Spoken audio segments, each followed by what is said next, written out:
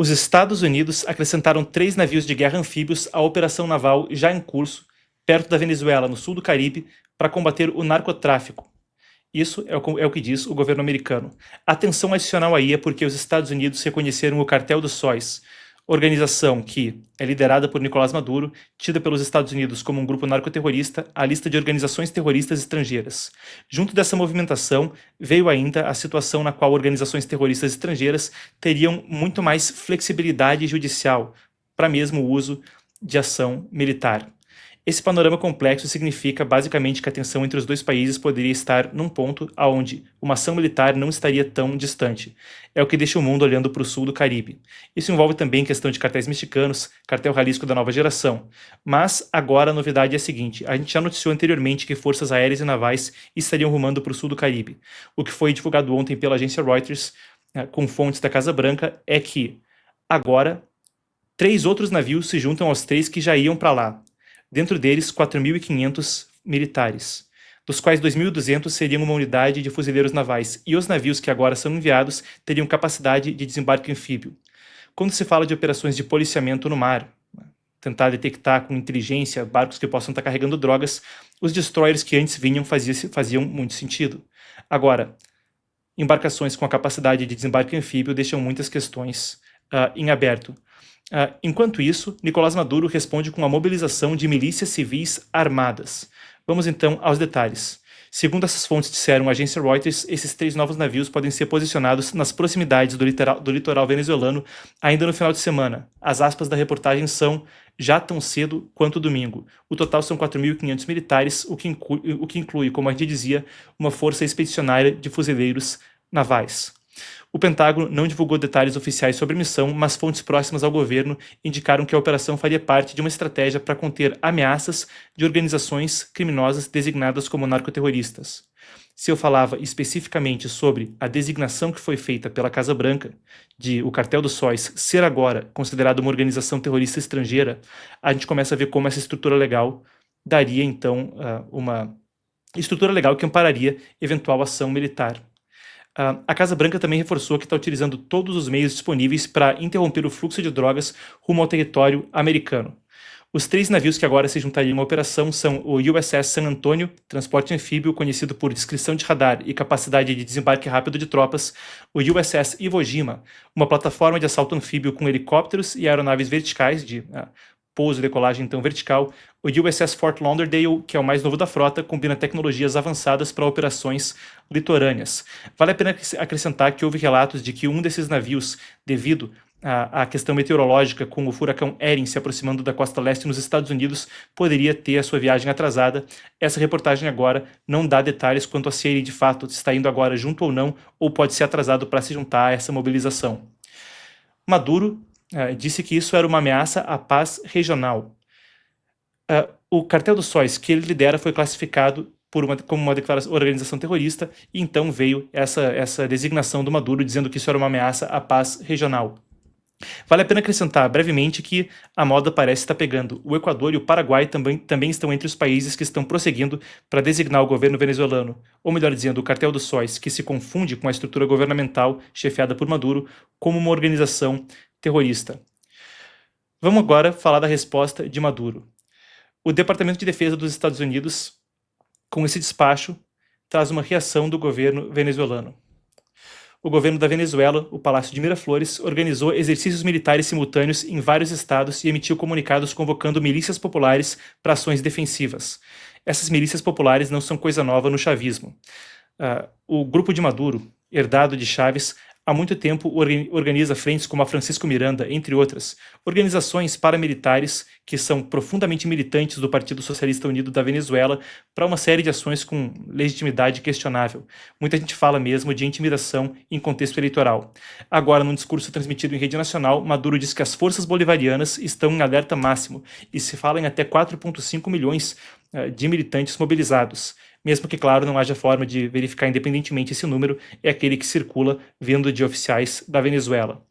Fontes diplomáticas confirmaram o envolvimento de aliados do regime como Cuba e Nicarágua em discussões de apoio político e logístico, o que escala a temperatura não só ali no sul do Caribe, mas, ou bem, melhor dizendo, não só na Venezuela, mas por toda a região do Caribe.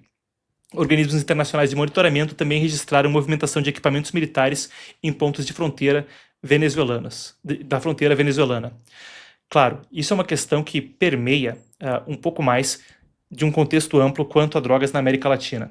Eu preparei aqui uma série de evidências que constantemente são citadas a respeito do assunto e eu resgato do arquivo do Epoch Times e das nossas próprias apurações alguns dos fatos a respeito do cartel estatal venezuelano. Eu acompanho aqui com vocês. Primeiro, essa é a reportagem anterior da Reuters, não essa de agora, quando se falava pela primeira vez dos 3 destroyers que iam. Então, recapitulando, 3 destroyers, primeiro mobilizados junto de forças aéreas, e agora 3 navios com capacidade de desembarque anfíbio e outras capacidades aéreas que devem se juntar a eles e que podem estar, segundo fontes disseram à agência Reuters, na costa da Venezuela já tão cedo quanto domingo. Depois, progredindo, eu passo com vocês por algumas das questões que permeiam aquilo que os Estados Unidos falam a respeito da Venezuela.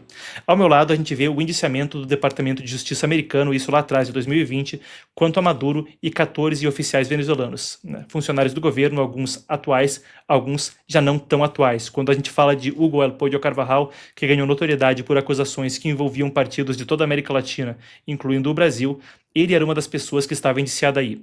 O crime, uma conspiração narcoterrorista para, como se diz no processo, entre aspas, inundar os Estados Unidos com cocaína.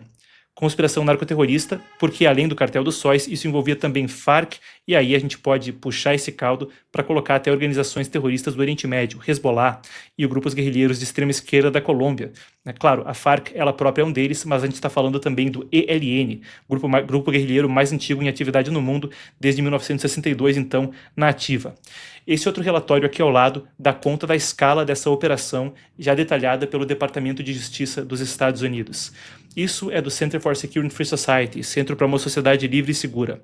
Um relatório de 2022 desse think tank americano, um dos principais em termos de rastrear crime, tráfico de drogas e cooperação transnacional para esses fins delituosos nos Estados Unidos, pontua o seguinte: 25%, um quarto de toda a cocaína do mundo, em 2022, passou pelas mãos do cartel estatal da Venezuela, o cartel dos sóis, como a gente dizia, agora designado como uma organização terrorista estrangeira pelo governo dos Estados Unidos, para a gente ter transparência com o público.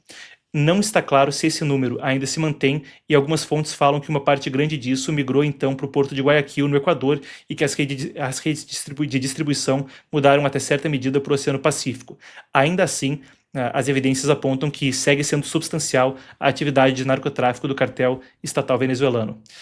Isso são as sanções que vieram, então, do governo americano, do Departamento do Tesouro, quanto a Maduro. Lembrando, uma recompensa pela cabeça dele, ou melhor dizendo, pela cabeça fica mais bonito quando a gente está fazendo jornalismo, mas vamos ser precisos com as palavras.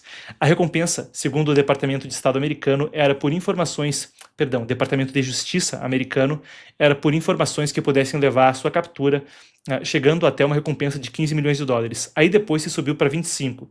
Aí depois, agora, foi dobrado de 25 para 50 milhões de dólares, por informações que auxiliem na captura de Nicolás Maduro Moros, o chefe, então, do regime venezuelano. Os Estados Unidos têm reiterado consistentemente que não o reconhecem como chefe de Estado, seja o secretário de Estado Marco Rubio em entrevistas, ou a própria porta-voz da Casa Branca, Caroline Leavitt, que na sexta-feira passada até viralizou com uma declaração a respeito do assunto. Segunda-feira foi dia 18. Até viralizou com uma declaração que repercutiu demais a respeito disso, falando que haveria o uso de força máxima, então, todos os esforços possíveis para endereçar o problema. Afinal de contas, se a gente fala de uma crise na fronteira sul, migração, narcotráfico, isso também permeia o regime venezuelano. É parte do que a gente discute quando se fala do assunto. Está aí, então, a declaração do Departamento de Justiça subindo a recompensa para 50 milhões por informações que levem à detenção e ou à condenação de Nicolás Maduro. Enquanto a gente fala disso, vale a pena acrescentar que essa não é só uma questão de narcotráfico, essa não é apenas uma questão diplomática da tensão entre os dois países, conforme paira no ar a possibilidade de ação militar. E olha, eu talvez esteja sozinho nessa, você pode comentar se concorda comigo ou não. Quando eu era criança, crescendo em um momento onde o mundo parecia se distanciar das tensões da Guerra Fria, a possibilidade de uma ação militar como essa parecia algo totalmente inimaginável. No mundo que a gente vive hoje, o mais conflituoso desde a Segunda Guerra Mundial, segundo a Universidade de Estocolmo, na Suécia, conflitos que vão aí Israel, Ucrânia com a maior guerra desde a Segunda Guerra Mundial na Europa, região do Tigré na África, as tensões no leste da Ásia parece uma coisa menos e menos improvável, ainda mais quando a gente fala de uma operação localizada, e não seria tão inédito. Uma coisa não tão distante disso aconteceu lá por 99 e 2000 com Manuel Noriega, quando a gente fala do Panamá. Bem, nesse contexto, vale a pena acrescentar o aspecto humanitário disso, como eu vinha dizendo. São cerca de 7 milhões de pessoas que saíram da Venezuela, uma coisa comparável ao êxodo de pessoas saindo de países em guerra como a Ucrânia, mas em tempos de paz. A única guerra parece ser, então, do regime contra a liberdade do povo. Disso a gente joga aí pelo menos 500 mil de pessoas vindo para o Brasil. A Colômbia, o principal destino, absorve cerca de metade da carga. Ainda assim, se a gente falava de Nicarágua e Cuba, citando o apoio logístico e político, Petro, o presidente colombiano, também se manifestou numa situação muito oposta, então, ao que falava Donald Trump. Talvez a gente tenha aqui mesmo o que dizia Petro. Se tivermos, a gente pode colocar na tela. Temos a publicação do presidente colombiano. Aí está, então. Ele disse que deu a ordem como comandante das Forças Armadas da Colômbia, que a Colômbia e a Venezuela são o mesmo povo, a mesma bandeira, a mesma história. Qualquer operação militar que não tenha aprovação dos países irmãos é uma agressão contra a América Latina e o Caribe, uma contradição fundamental ao nosso princípio de liberdade. Liberdade ou morte, gritou Bolívar, e o povo se sublevou. Ele lembra então da fundação comum entre os dois, com Simão Bolívar, um dos libertadores da América. Bem, a gente aguarda para ver conforme as tensões sobem e uma declaração onde ele parece se meter nessas tensões.